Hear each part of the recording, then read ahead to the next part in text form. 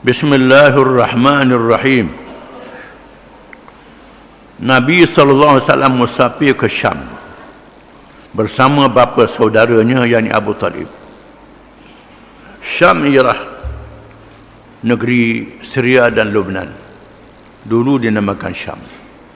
Syria, Lebanon, itu Syam. Palestin, Iraq, kemudian Hijaz. Adapun negeri yang ada dalam peta hari ini itu mengikut pembahagian penjajah. Selepas kejatuhan kerajaan Uthmaniyah tahun 1924, maka Syam dibagi dua, satu Syria, satu Lebanon. Syria dan Lebanon diserah pada Perancis, penjajah Perancis. Palestin diserah kepada penjajah British. Iraq, Saudi, negeri Teluk, Yaman Selatan diserah pada pengaruh British. Mesir, Sudan pada British. Algeria, Morocco, Tunisia, Tanzania diserah pada Perancis. Begitulah mereka membahagi-bahagikan negeri orang Islam mengikut kumpulan penjajah itu. Bila bagi merdeka, dia serah pada puak-puak dia. Ini dia, merdeka lah namanya. Bila disebut Syam, bermakna Syria dan Lebanon. Abu Talib memelihara Nabi SAW bersama anaknya. Beliau bersungguh-sungguh menunaikan janjinya untuk memelihara dan menjaga Nabi SAW seperti yang diharapkan oleh Abdul Muttalib, ayahnya. Ayahnya Abdul Muttalib mewasiatkan Abu Talib supaya menjaga Muhammad SAW dengan jagaan yang sebaik-baiknya. Maka Abu Talib menjaga anak saudara ni lebih pada anak dia sendiri, mengikut wasiat ayah dia.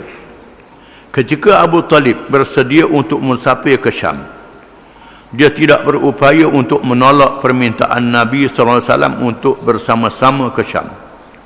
Walaupun usia Nabi pada masa itu hanya 9 tahun.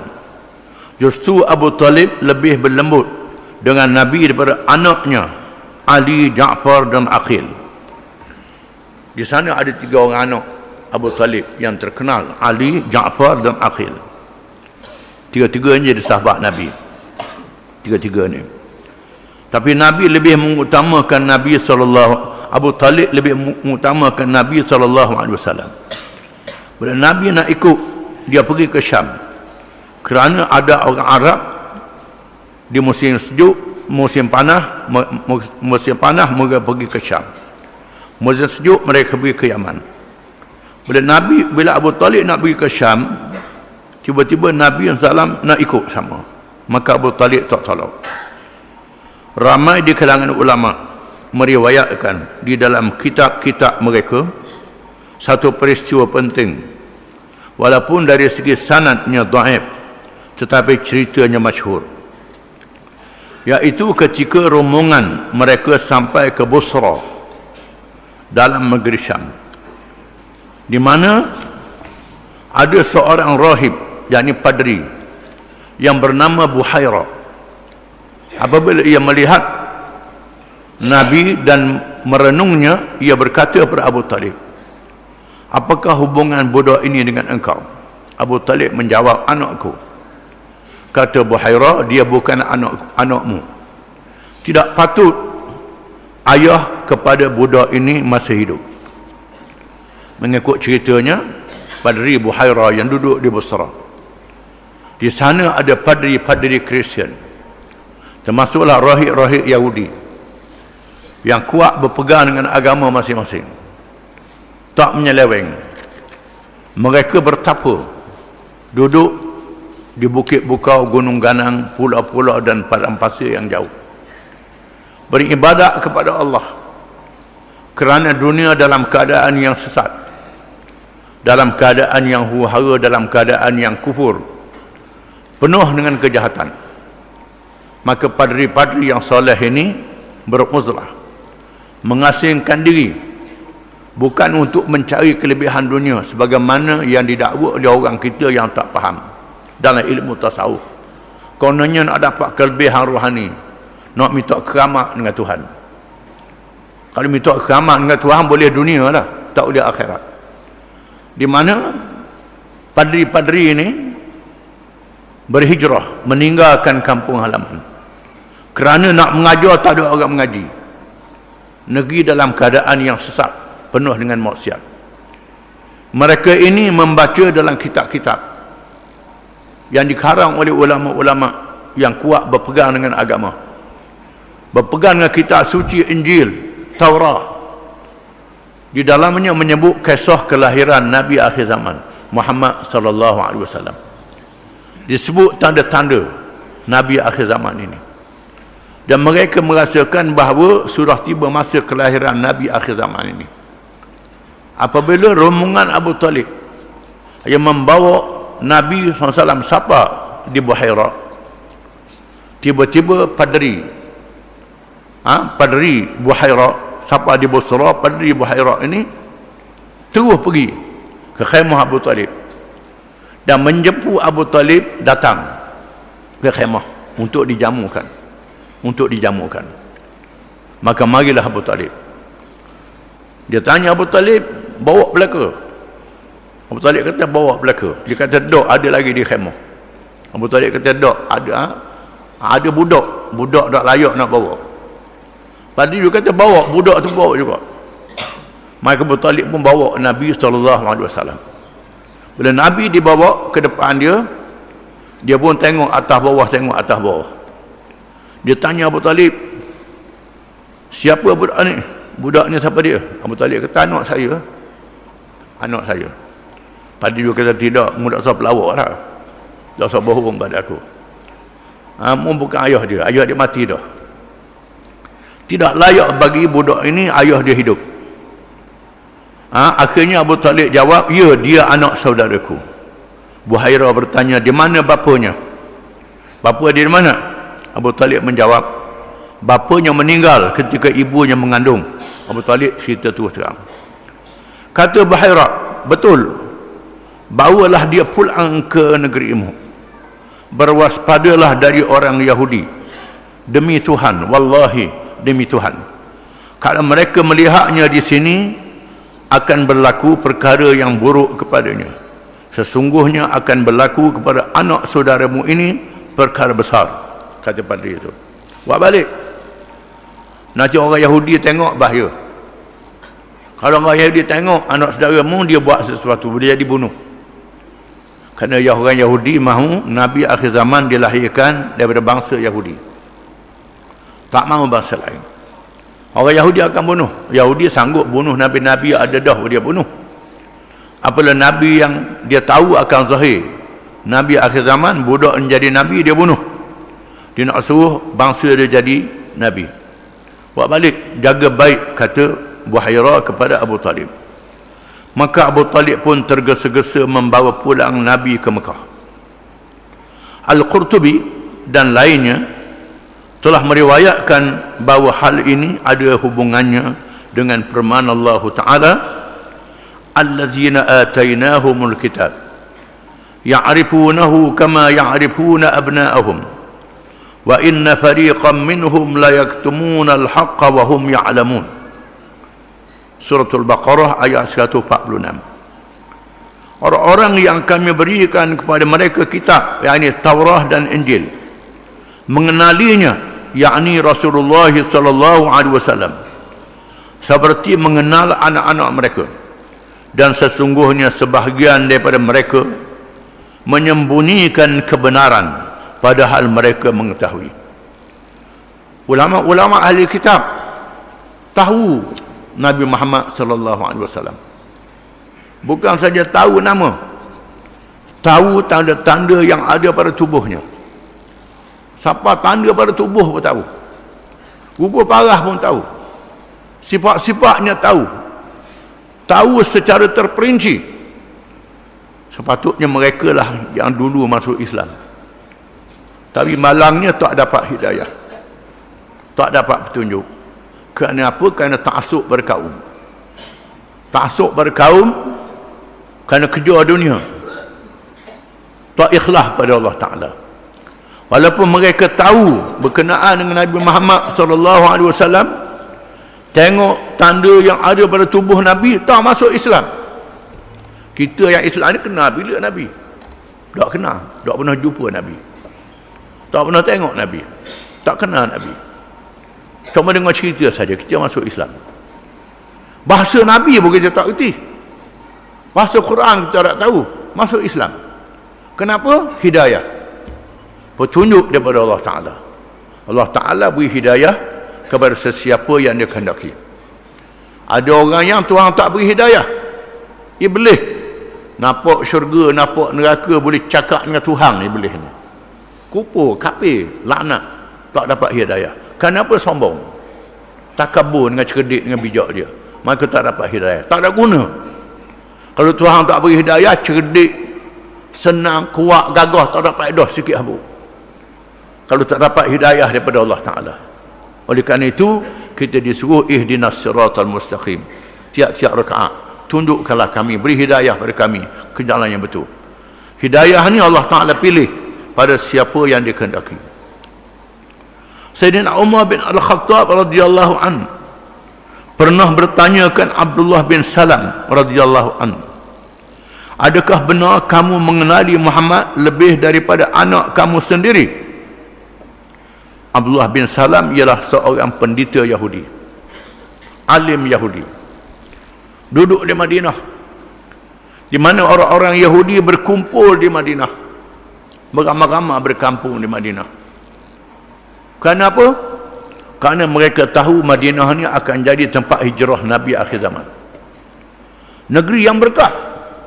Mereka tahu Madinah ni tempat hijrah Nabi akhir zaman. Sahabat tunggu di situ bercucu cicit. Yang tua tak sempat mati, lahir baru, sehingga berkampung di Madinah. Kabilah Bani Nadir, Bani Qainuqa, Bani Quraizah, kabilah yang besar dan kabilah-kabilah yang kecil. Di antara ulama mereka Abdullah bin Salam radhiyallahu an. Ini ulama Yahudi. Masa Nabi berhijrah dia hidup, dia masih hadir lagi, sempat berjumpa dengan Nabi sallallahu alaihi wasallam, dan dia ditugaskan oleh orang Yahudi untuk berdebat dengan Nabi. Berdebat dengan Nabi untuk nak tolak Nabi, untuk nak tolak Nabi. Dia ni orang alim, dia debat dengan Nabi, dengan Muhammad. Kalau menang jadi orang besar lah. Abdullah bin Salam jumpa dengan Nabi, sebaik saja bertemu melihat tanda-tanda yang ada pada wajah Nabi, tanda-tanda yang ada pada wajah Nabi. Ini Nabi sungguh. Dan dikemukakan soalan-soalan, Nabi jawab soalan itu. Soalan tak boleh jawab, Nabi tak jawab. Yas'alunaka 'anir ruh qulir ruhu min amri rabbi. Mereka bertanya wahai Muhammad SAW berkenaan dengan ruh. Beritahu ruh ni urusan Tuhan. Masalah ruh, hakikat ruh aku tak tahu, ini urusan Tuhan. Yang tahu dia jawab, yang tak tahu dia kata ini Tuhan yang tahu. Ini Nabi sungguh. Kalau dia tanya hal roh pun jawab juga, pelawak tu, pelawak. Kalau tak tahu dia jawab juga, menandakan dia menerima ilmu daripada Allah Ta'ala. Akhirnya Abdullah bin Salam masuk Islam. Masuk Islam, kemudian dia minta dengan Nabi jangan beritahu ke orang Yahudi dia masuk Islam. Orang Yahudi yang menghantar Abdullah bin Salam tunggu nanti balik tak balik. Akhir mari turun, mari turun. Abdullah bin Salam sembunyi di belakang dinding dalam bilik, sembunyi dalam bilik. Orang Yahudi tak tahu dia ada dalam bilik. Orang Yahudi tanya ada tak Abdullah bin Salam mari. Lalu mereka tanya, sahabat-sahabat ni tanya, siapa Abdullah bin Salam ni? Dia kata orang alim kami. Abdullah bin Salam ni orang alim kami, orang alim, ulama kami, ulama besar kami, Abdullah bin Salam ni. Lalu Abdullah bin Salam pun tubik. Abdullah bin Salam kata ini Nabi sungguh, Rasul sungguh, beriman kepada Rasul yang sungguh ni. Lalu puak Yahudi kata ni orang celaka, celaka selalu.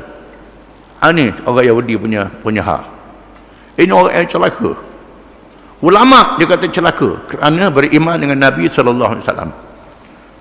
Sayyidina Umar tanya Abdullah bin Salam, betul ke wahai Abdullah bin Salam, mu baca hak Nabi ni dalam kitabmu, tanda-tanda yang ada pada tubuh Nabi. Mu kenal Nabi macam kenal anak. Abdullah bin Salam menjawab, ya, bahkan lebih dari itu, lebih kenal daripada anak lagi. Kerana Allah telah mengutuskan pemegang amanahnya di langit kepada pemegang amanahnya di bumi tentang sifatnya, maka aku dapat mengenalinya. Adapun anakku, tidaklah aku ketahui sifatnya. Anak aku tahu rupa dia, sifat aku tak tahu. Sifat dia, perangai dia aku tak tahu anak aku lagu mana. Tetapi Nabi akhir zaman ni, aku tahu rupa dia dan aku tahu sifat dia, lebih pada anak lagi. Mengenali Nabi SAW lebih berkenaan anak. Abdullah bin Salam termasuk di kalangan ahli syurga. Nabi jamin masuk syurga Abdullah bin Salam ni. Di mana belum dia masuk Islam, dia setelah dia masuk Islam, dia cerita ke Nabi. Dia cerita ke Nabi, dia kata dia berjalan-jalan, dia jumpa satu tiang besi. Lalu orang suruh naik. Di atas tiang tu ada tali dan simpulan dia. Ada orang suruh naik, panjang. Dia pun naik dengan susah naik itu. Siapa di atas hujung tiang tu ada simpulan. Lalu orang kata, pegang kemah, pegang kuat pada simpulan. Dia kata, saya pun pegang kejut saya. Kejut lalu tidur. Lalu Nabi kata, mu naik itu ialah Islam. Tiang tu Islam. Simpulan tu 2 kalimah syahadah. Pegang betul-betul dengan 2 kalimah syahadah ni. Ialah akidah kepercayaan pada Islam. Dan apa yang mu mimpi itu, kata Nabi, menandakan mu mati dalam keadaan Islam. Mu masuk syurga. Masuk syurga. Maka setelah Nabi wafat, Nabi dah mati, sahabat yang muda-muda ni belajar dengan sahabat yang tua-tua. Ada kalangan mereka yang tua ni beritahu kaum muda-muda ni, hak yang masih budak masa Nabi ataupun yang tabi'in yang tak sepak dengan Nabi, kalau nak kenal ahli syurga, pergi kat dia, ke Abdullah bin Salam. Abdullah bin Salam jalan di masjid, tu di ahli syurga, sahabat tu kata. Lalu budak muda jumpa dengan Abdullah bin Salam, terus salam, apa? Budak ni kata, mu ke ahli syurga. Dia kau selalu, jangan kata begitu. Syurga-syurga ni bukan aku, ini kepunyaan Allah Ta'ala menentukan syurga. Menunjukkan dia tidak berbangga dengan kedudukan dia, ibadat dia kuat, Islam dia kuat. Bukan Tuhan beri syurga dengan percuma, kerana ada kepercayaan dia dan amalan dia. Ditanya amalan dia, ditanya pegangan dia, dia soal, baru betul sungguh. Jangan kata aku ahli syurga saja. Kena tanya apa amalan aku. Sayyidina Umar tanya, maka Abdullah bin Salam jawab. Sayyidina Umar ni sahabat yang besar. Di antara sebab Islamnya Salmanul Farisi ialah kerana mengikuti berita kelahiran dan sifat Rasulullah SAW dari kitab-kitab zaman dahulu dan ulama ahli kitab. Betul juga Salmanul Farisi. Salmanul Farisi ialah seorang sahabat yang berasal di Parsi, di Iran, daripada Iran. Parsi ni Iran lah, orang Parsi bukan orang Arab. Asal dia agama Majusi, agama menyembah api. Kemudian dia masuk Kristian. Dia tengok sembah api ni tak pakar. Bukan satu ajaran yang betul. Dia sembah api, sembah apa api. Jumpa dengan padri pujuk dia masuk Islam. Dan padri itu memberitahu kepada dia akan zahir Nabi akhir zaman. Zahir Nabi akhir zaman. Barangkali masanya sudah tiba, ataupun sudah dekat kelahiran Nabi akhir zaman ini. Dan Tok Guru dia padri memberitahu kepada dia sifat-sifat Nabi akhir zaman. Tok Guru dia sudah tua dah. Bila Tok Guru dia tenang sakit nak mati, dia minta Tok Guru dia tunjuk kat mana agak ada orang alim. Ada orang alim, saya nak pergi jumpa dengan alim tu. Tok Guru dia ayat lah, ada dekat Syam ada orang alim. Dia pun pergi dekat gereja. Dekat gereja, dia tengok ulama-ulama ahli kitab ni duduk ambil pitih orang. ambil duit orang kerana minta ampun dosa. Kerana di antara ajaran Kristian ialah padri dia boleh ampun dosa. Kalau buat dosa banyak-banyak, picih padri. Padri boleh ampun bagi pihak Tuhan. Ini di antara benda yang ada dalam agama Kristian. Selama menyaksikan dan dia bertemu dengan padri yang tua juga, padri yang tua yang berpegang dengan agama sungguh, yang melihat penyelewengan padri-padri ini. Dia belajar dengan padri ini mati padri ini pula, dan dia mendapat petunjuk. Akhirnya dia sampai ke Madinah, kerja dengan orang Yahudi, kerja naik pohon khema. Kerana pohon khema ni buah dia tak masuk sekaligus, dia kena pilih buah dia masuk tidak sekaligus. Maka dia ambil upah naik pohon khema. Salmanul Farisi, dia naik pohon khema. Orang Yahudi ni memanglah tokai khema, kaya. Pada satu hari tiba-tiba dua orang Yahudi, pemimpin Yahudi Madinah, dia kerja ni orang besar Yahudi, bercakap dua orang dia dengar. Orang ni kata ada orang mari sini, nama dia Muhammad, dia dakwa dia jadi rasul. Kemudian dia tanya sama-sama dia, betul rasul ni ada tanda-tanda dia? Macam mana ada tanda? Kata ada, sungguh tanda tu. Tanda rasul tu ada pada orang yang mari ni. Dah macam mana kita? Tak boleh ikut. Kalau ikut habislah kita. Tu tak. Kalau ikut habislah kita. Pengaruh kita jatuhlah, kedudukan kita jatuhlah. Kerana bukan puak kita jadi nabi ni. Salmanul Farisi mendengar. Lalu akhirnya dia cari Nabi duduk di masjid. Dia kenal tengok Nabi, dan dia tengok tanda-tanda yang ada pada Nabi, macam Tok Guru dia khabar. Betul sungguh. Walaupun demikian dia nak peresah lagi. Dia bawa buah khema menghadap Nabi. Dia kata saya sedekah ni. Nabi ambil buah khema, tak makan. Nabi beri orang sebelah dia suruh makan. Nabi tak makan, perhati tengok. Dia kata ni tanda. Di antara tanda Nabi akhir zaman, dia tidak makan sedekah. Sedekah orang dia tak makan. Dia makan hadiah dia ambil. Kalau sedekah dia tak ambil. Sedekah untuk orang miskin. Kemudian lepas beberapa hari dia mari pula. Dia kata ni hadiah, barulah Nabi makan. Ni tanda sungguh. Tanda dia. Kemudian dia ikut Nabi berjalan. Duduk di belakang. Nabi pun sengaja awak jatuh ke air belakang ni, nampak tanda di belakang. Ada tanda sebagaimana yang disebut oleh ulama-ulama ahli kitab, iaitu khatamun nubuwah. Lalu Salmanul Farisi masuk Islam. Jadi menunjukkan bahawa ulama-ulama ahli kitab tahu berkenaan dengan Nabi Muhammad SAW. Bahkan hari ini ada pendedahan pula orang baca kitab agama Hindu, kitab agama Buddha, kitab agama lain pun juga mendedahkan tentang kelahiran Nabi akhir zaman. Mendedahkan. Kerana agama-agama ni semua agama zaman dulu, ribu tahun, ratus tahun sebelum kelahiran Nabi Muhammad SAW. Agama-agama ni pada asalnya adalah agama tauhid. Kemudian bila sudah lama jadi mengarut. Jadi menyembah berhala.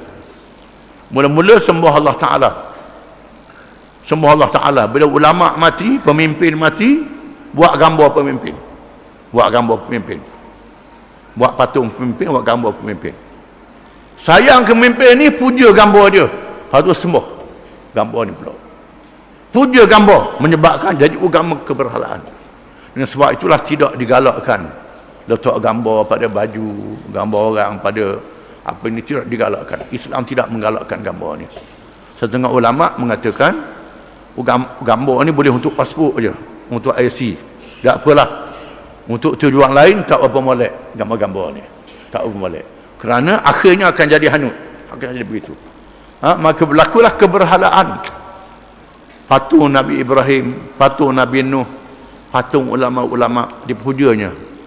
Bila sudah jadi jahil lama kelamaan, memuja patung itu menyembah Tuhan-Tuhan yang lain daripada Allah. Itu ceritanya. Oleh kerana itulah dalam kitab-kitab Veda, kitab Veda ni kitab suci agama Hindu. Dalam kitab Majusi, agama menyembah api di Iran. Agama yang lain, termasuk Buddha dikatakan, disebut di dalamnya Zahir Rasul Akhir Zaman. Dengan bahasa masing-masing, dengan perkataan masing-masing. Maksudnya bahawa kelahiran Nabi Akhir Zaman disebut di dalam kitab-kitab agama. Ulama-ulama ahli kitab mengetahuinya. Macam kita baca sebelum ini, bagaimana ahli-ahli nujum yang yang boleh mencuri rahsia langit memberitahu tentang kelahiran Nabi Akhir Zaman. Allah Ta'ala dedahkan kepada mereka semua. Tapi malangnya bila mari Nabi Akhir Zaman dah ikut. Dan di sana bukan saja padri masuk Islam, ada sami-sami Buddha, sami Hindu yang masuk Islam. Yang masuk Islam bila mengaji sungguh. Tuhan kata walladzina jahadu fina lanahdiyannahum subulana wa innallaha lama'al muhsinin. Dan orang-orang yang bersungguh-sungguh perjalanan kami tunjukkan kepadanya jalan-jalan kami. Kalau orang tu dia bersungguh nak cari kebenaran dengan ikhlas, akhirnya Tuhan beri hidayah, jadi masuk Islam. Kalau orang tu tak bersungguh, tak dapat hidayah. Kalau tak bersungguh dengan Islam pun lucu daripada Islam. Jaga-jaga. Dan sebab itu kita disuruh bersungguh, bukan saja mencari ilmu, termasuklah bergantung dengan Tuhan, berdoa kepada Tuhan supaya Tuhan kuatkan iman kita. Oleh itu maka menasabahlah Buhairah yang banyak membaca kitab suci itu, menyedari apabila melihat Nabi dengan tanda-tanda yang ada padanya, dan apa yang berlaku adalah tepat sekali dengan kenyataan yang ada di dalam Al-Quranul Karim, bahkan penonjolan diri sendiri oleh Rasulullah sallallahu alaihi wasallam. Bukan saja tepat dengan Quran, tepat dengan kitab, tepat dengan batang tubuh yang ada pada diri Nabi sallallahu alaihi wasallam. Nabi dan Rasul sungguh. Wallahu a'lam.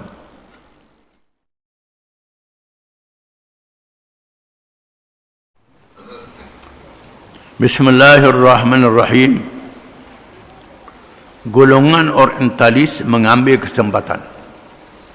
Orientalis ialah orang yang bukan Islam, terutamanya orang Eropah, yang mengaji Islam dan mengkaji Islam. Sehingga ada kalangan mereka yang boleh bahasa Arab, fasih cakap Arab, dan boleh hafal ayat-ayat Quran. Hafal Quran. Ada kalangan mereka, tapi tak masuk Islam. Ini jahat. Tujuan dia belajarnya nak merosakkan orang Islam. Saya pernah pergi kat mereka dalam tahun 90-an dengan almarhum Najmuddin Arbakan, bekas Perdana Menteri Turki. Akan pada masa perang Bosnia, melawat jabatan negara mereka. Bila sampai masa memperkenalkan diri, saya cakap Arab, dia cakap Arab. Cakap Arab, pasal orang putih. Dia mana? Di Malaysia, cakap Melayu pula. Pelik dia ni. Dia belajar sampai begitu. Cakap Melayu palak Indonesia. Dia belajar bahasa. Belajar bahasa tujuan apa? Kerana nak lawan kita. Dia tak masuk Islam. Tak masuk Islam. Ini ramah. Ini dinamakan orientalis. Dia kaji hak Nabi Muhammad SAW, kaji Quran, kaji apa, tujuannya nak korek mana tepat yang dia fikir lemah. Pada fikiran dia lemah, tapi dia tak sedar Allah Ta'ala tu maha berkuasa, dia yang lemahnya. Ada juga yang mengaji Islam masuk Islam, ada, Tuhan beri hidayah. Ada yang mengaji nak lawan Islam. Jangan berasa pelik. Orang tu ngaji tinggi lawan agama, jangan berasa pelik. Tuhan ada. Tuhan jadikan ada manusia yang macam ni, macam iblis. Iblis laknatullah tu hidup atas muka bumi, Tuhan beri kekuatan pada dia melakukan kejahatan, malaikat turun perang makhluk jin, ketua dia iblis, ditawan oleh malaikat. Malaikat warna iblis atas langit, warna iblis atas langit jadi tawanan malaikat. Ada ibadah, ada semayang, ada berzikir, sehingga malaikat kagum melihat iblis ni kuatnya semayang, kuatnya zikir. Malaikat dah tahu dalam diri dia ada sifat yang buruk. Tuhan yang tahu sifat buruk dari dia, sehingga boleh bercakap dengan Tuhan, boleh bercakap dengan Tuhan. Quran menyebut dalam Quran, iblis bercakap, iblis kata Tuhan kata ni, iblis jawab, boleh bercakap dengan Tuhan. Tiba-tiba kafir. Aba wastakbara wa kana minal kafirin. Tuhan suruh sujud ke Adam, dia tak sujud, dia enggan, dia sombong. Ana khairum minhu khalaqtani min narin wa khalaqtahu min tin. Aku lebih baik pada dia kata ke Tuhan. Dia kata ke Tuhan, aku lebih baik pada Adam. Mu jadikan Adam, aku jadikan aku daripada api, mu jadikan Adam daripada tanah. Itu iblis. Iblis yang cerdik, bijak, pandai, sombong, cerdik untuk kacau orang, untuk tipu orang, untuk goda orang, lawan Allah Ta'ala, masuk neraka. Maka iblis ni ada bala tentera dia kalangan manusia dan jin. Alladhi yuwaswisu fi sudurin nas minal jinnati wan nas, yang boleh mengelirukan hati manusia daripada jin dan daripada manusia. Daripada jin ni ialah makhluk yang gaib, yang kita tak nampak, dia nampak kita, dia boleh masuk dalam saluran darah kita, meniupkan perasaan-perasaan yang jahat dalam diri kita. Di kalangan jin dan kalangan manusia, ada juga kalangan manusia yang jadi kawan pada iblis, pada tentera. Ada kalangan mereka yang belajar agama, ada yang belajar agama, nabi-nabi dan rasul-rasul, itu maksum, Tuhan peliharakan. Ada yang belajar agama siapa alim. Imam Ghazali kata ulama usu, ulama yang jahat. Di antaranya Islam tapi jahat. Di antaranya ialah kafir tahu Islam. Ramai dalam dunia ini pun ada, dan menulis buku-buku, mengarang buku-buku. Banyak buku yang ditulis dalam bahasa Arab pun ada, bahasa Inggeris, bahasa Perancis, bahasa Jerman, tulis dalam bahasa Melayu Indonesia pun ada, tulis buku berkenaan dengan masyarakat kita. Dia masuk kampung kita, beri hadiah ke budak-budak, beri coklat, beri pitih. Orang kata, baik orang putih ni. Orang tua kata, baik semua orang putih ni. Tujuannya ialah nak cari rahsia kita, nak cari kelemahan dia, dia balik, dia tulis buku. Di antara Snow Ohronji ni ialah seorang Inggeris, orang putih Belanda, pergi di Sumatera mengaji pondok pesantren, pondok di Indonesia, boleh menguasai agama. Pergi ke Mekah. Orang tua kata, orang kafir tak boleh masuk Mekah, kerana kekah dia anjing, nak suruh anjing jaga Mekah. Ini satu hal pula ni. Nak suruh anjing. Orang munafik ada di Madinah, jangan pelik. Adalah Tuhan tunjuk, memang berlaku lah. Tapi ada kalangan mereka masuk di Mekah untuk buat kajian tentang haji. Dia buat kajian tentang haji, di mana Snow Ohronji dia tulis dalam salah satu buku dia, mengatakan bahawa setelah dia balik ke Belanda, dia tulis buku, tulis macam-macam makalah dalam surat khabar majalah di barat, mengatakan bahawa dunia barat jangan takut pada ulama-ulama yang mengajar agama sekadar sembahyang, puasa, zakat, haji saja Mekah. Jangan takut hak ajar berzikir, jangan takut. Apa yang bahaya ialah ulama-ulama yang membawa trend politik, trend pemerintahan negara, yang mengembalikan semula pemerintahan Islam. Ini bahaya kepada dunia barat. Ini mesti dihapuskan. Itu dia. Ini ialah puak-puak orientalis, iaitu mereka yang mengaji Islam untuk lawan Islam. Di sini sebahagian diterangkan. Para pendukung fikrah jahiliyah moden dari kalangan orientalis mengambil kesempatan dari peristiwa di atas, peristiwa Nabi SAW bertemu dengan Buhairah, padri Kristian. Kononnya Nabi bertanggungjawab mencipta Al-Quran. Nabi karang Quran. Quran ni Nabi karang sendiri. Di antara mereka ialah orientalis Perancis K. Dibong yang mengarang buku berjudul Pengarang Quran. Nabi Muhammad pengarang Al-Quran. Dia kata, di antara alasan beliau ialah pertemuan dengan Padri Buhaira. Bukan sekadar pertemuan tetapi mengilhamkan kepada Nabi untuk mengarang Al-Quran. Pandangan seperti ini adalah tidak menasabah keluarnya dari seorang yang dianggap terpelajar. Ini pandangan yang tidak menasabah keluar dari orang yang dianggap sebagai terpelajar. Adalah mustahil pertemuan sekadar mengadap makanan di dalam hidangan dengan seorang kanak-kanak berumur 9 tahun menurut riwayat yang sahih. 12 tahun menurut riwayat kebanyakan ulama. Berkesempatan untuk membawa panduan kepada baginda supaya menulis kitab suci Al-Quran yang tidak dapat disahut cabarannya oleh manusia sehingga sekarang. Dan menurut riwayat yang sahih dari sahabat dan musuh bahawa Nabi SAW tidak pernah berdusta di dalam hidupnya, sama ada sebelum menjadi Nabi atau selepas menjadi Nabi. Masyarakat Makkah lebih mengenal Nabi SAW lebih daripada orientalis terkutuk itu, serta mengetahui bahawa Nabi itu adalah seorang ummi, tidak tahu membaca dan menulis. Nabi kita dilahirkan di Mekah. Allah Ta'ala pilih Mekah. Mekah ni ialah satu bandar yang terpencil, padang pasir, di tengah padang pasir yang luas. Masa itu tak ada kapal terbang, tak ada jalan raya, tak ada kemudahan, tak ada telefon. Tempat yang orang tak nak pergi. Allah Ta'ala suruh Ibrahim alaihissalam yang dihalau oleh Namrud setelah mendapat anak Ismail. Dalam usia yang tua, Allah Ta'ala perintah Ibrahim membawa Ismail yang masih merah lagi ke Makkatul Mukarramah. Letak Ismail di situ. Allah Ta'ala kata meletak di sini Ismail. Ibrahim ikut perintah Allah, letak Ismail dengan ibu dia Hajar, letak di situ. Kemudian Allah Ta'ala kurniakan telaga Zamzam, iaitulah mata air yang tidak kering di tengah padang pasir yang luas, yang menakjubkan. Air yang berkat, annama azamrama lima syuribalah. Air Zamzam Tuhan beri mengikut niat kita kalau minum.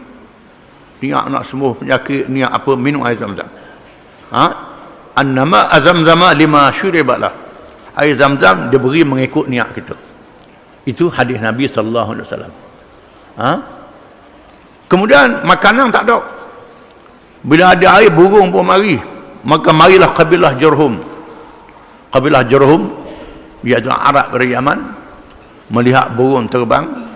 Kabilah Arab ni sentiasa berpindah randah di padang pasir mencari wadi, iaitu lembah yang ada rumput, yang ada air. Tiba-tiba tengok perempuan dengan anak yang masih kecil, ada mata air, minta izin duduk di situ.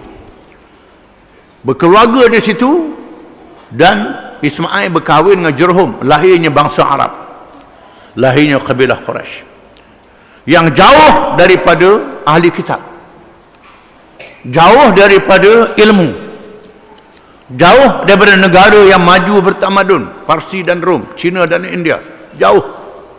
Maka Nabi SAW dilahirkan dalam keadaan tidak tahu membaca dan menulis.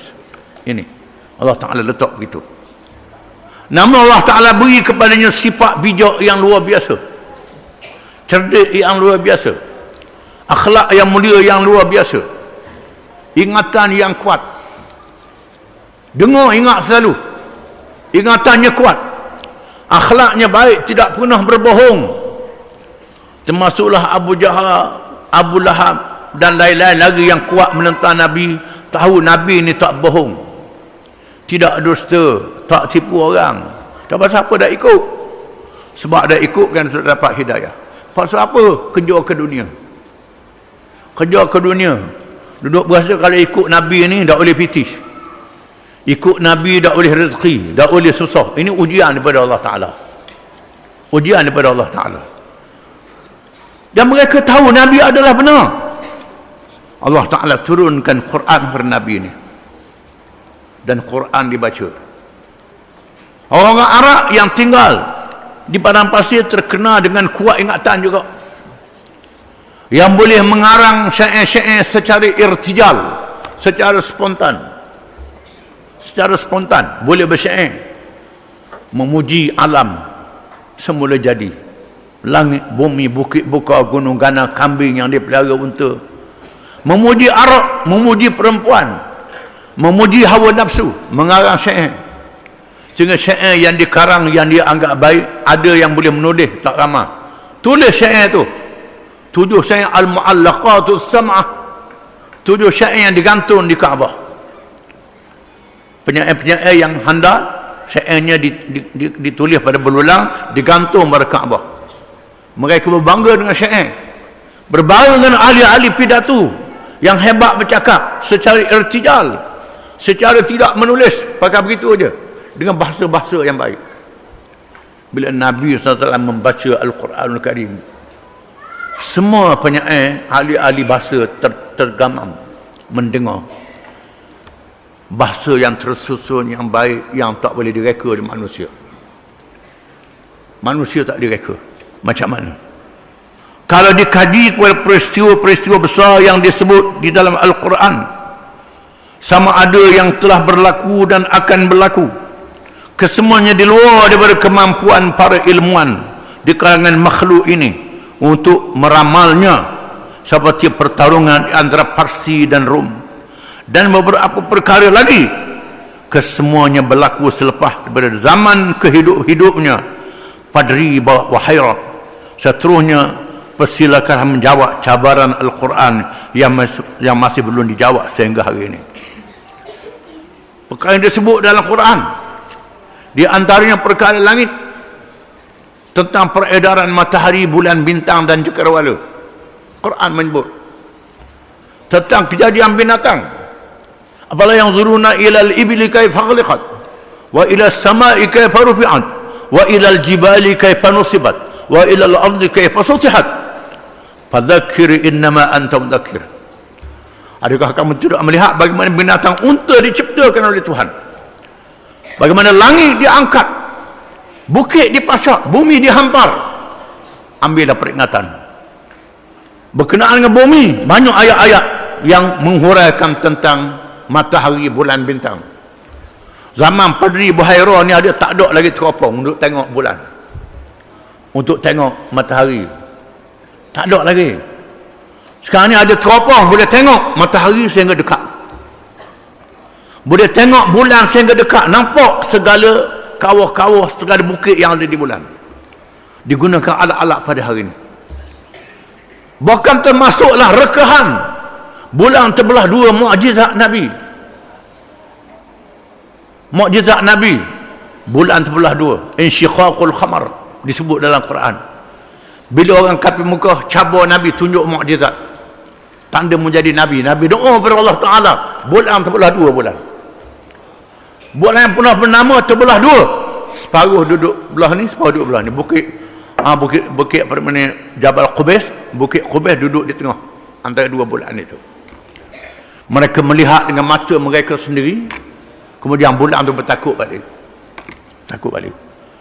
Ahli-ahli sains yang melihat dengan teropong, melihat tanda bulan terbelah itu dengan alat-alat yang moden pada hari ini.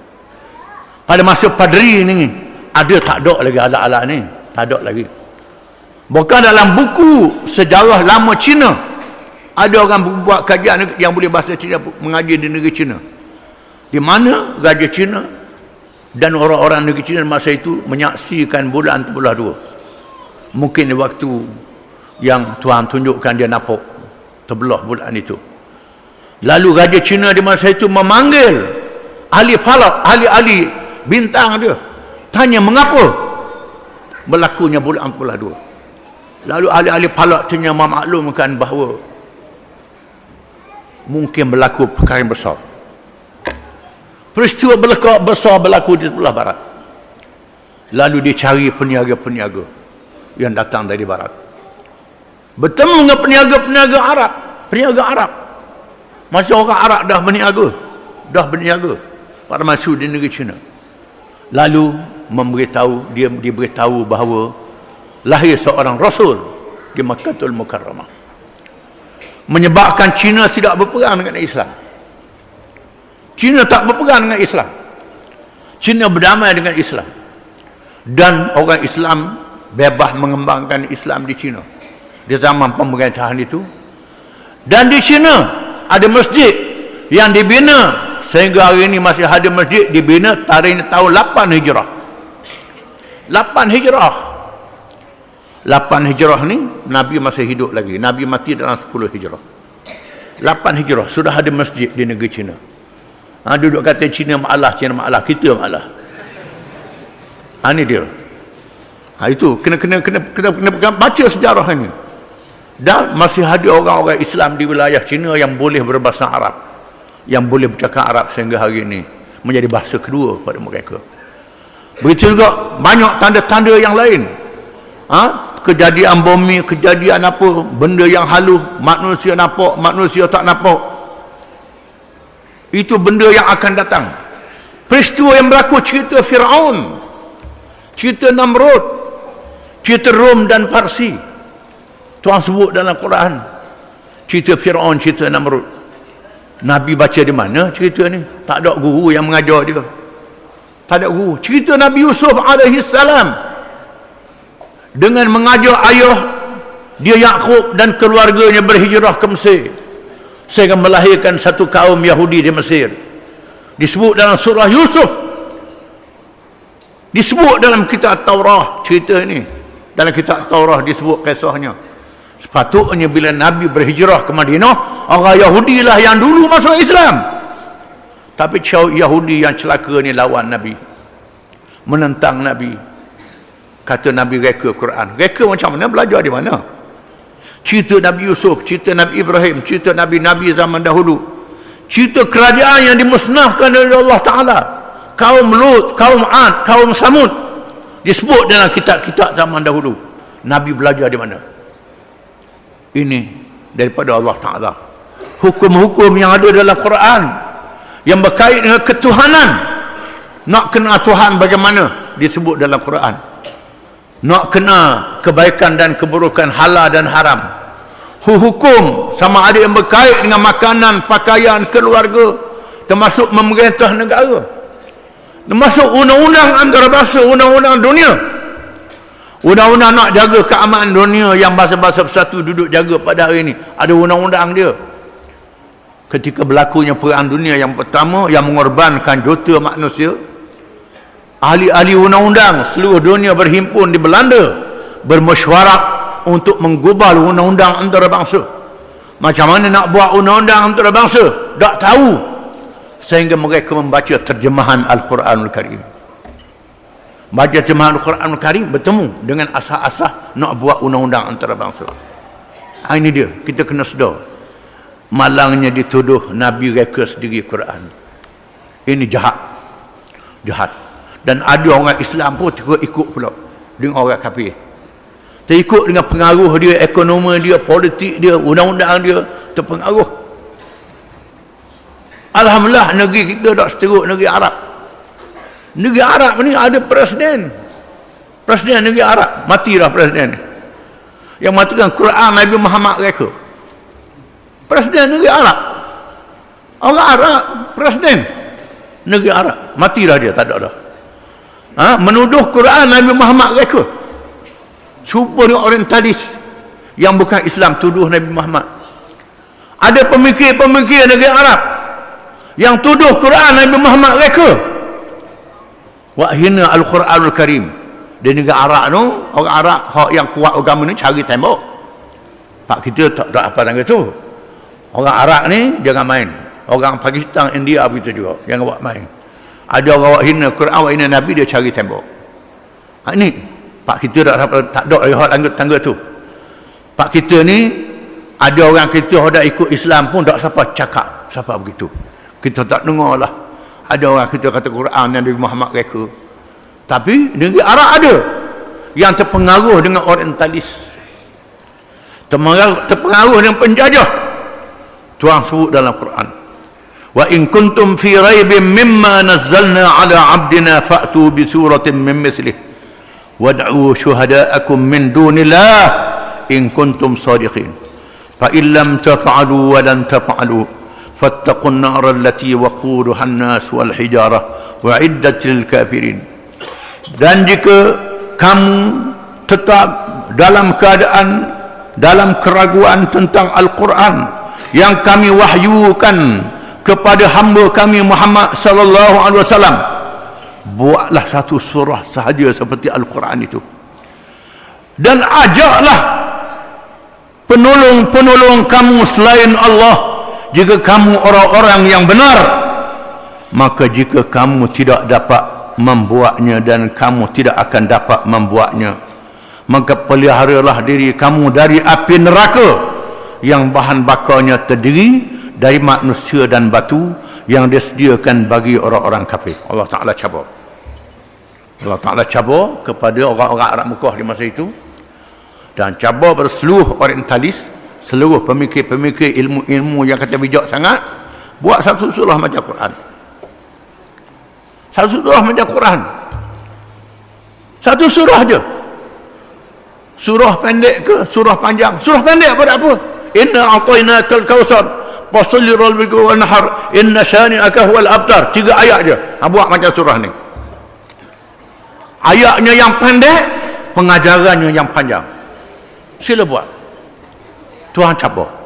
Buat satu surah, buat satu ayat yang berkait dengan pengajaran, sama ada berkait dengan sains, teknologi, politik, ekonomi, akidah, apa saja. Buat satu surah macam Quran. Tuhan cabar.